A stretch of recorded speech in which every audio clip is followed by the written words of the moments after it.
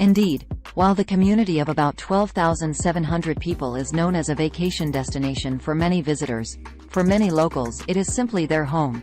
A place where the presence of some families, especially Native Hawaiians, harken back centuries to an era long before the tourists arrived, and well before the United States annexed Hawaii in the 1890s.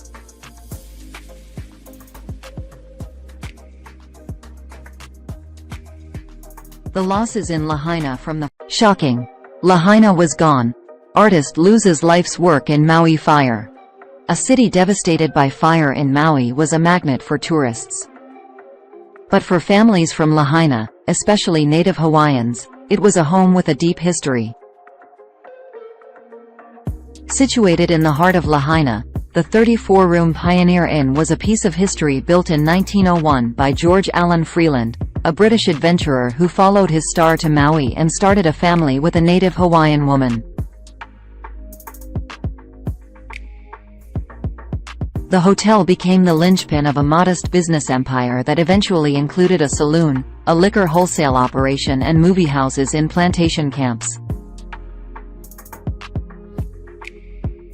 Now the Pioneer Inn, owned today by Mr. Freeland's grandson, figures among the architectural gems obliterated by the wildfire that swept through Lahaina, wiping out not just buildings but sites imbued with historical and cultural significance to many people in Hawaii.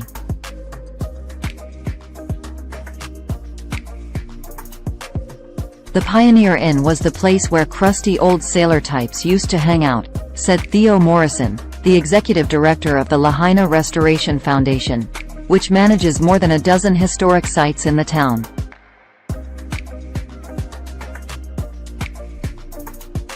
But it was also where we would hold our Rotary meetings before the fire.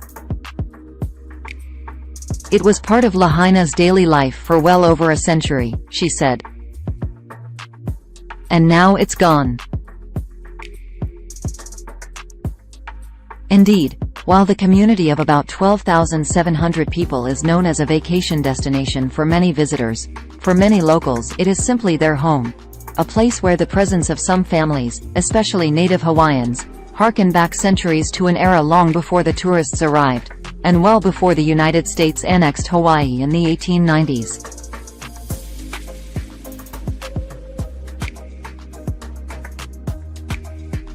The losses in Lahaina from the fire now include the historic Baldwin home, which houses the Restoration Foundation's main office and was considered the oldest house still standing on the island of Maui.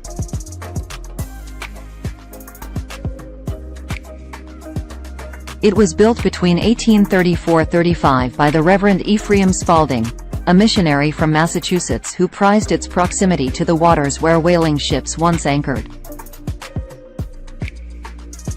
The home contained the wooden rocking chairs that the family of the Reverend Dwight Baldwin had shipped all the way from their East Coast home in the 1830s when he took over the compound, their son's antique shell collection and the medical instruments that Dr. Baldwin, a missionary and physician, had used to vaccinate much of Maui against smallpox. Unlike others in Lahaina whose families in the area stretch back generations, Ms. Morrison, 75, from Berkeley, California, happened upon the town while sailing around the Hawaiian Islands in 1975.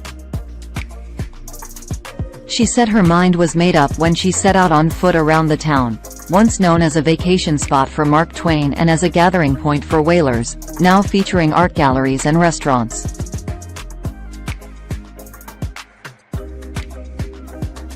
I walked down Front Street, she said, and decided this was my place.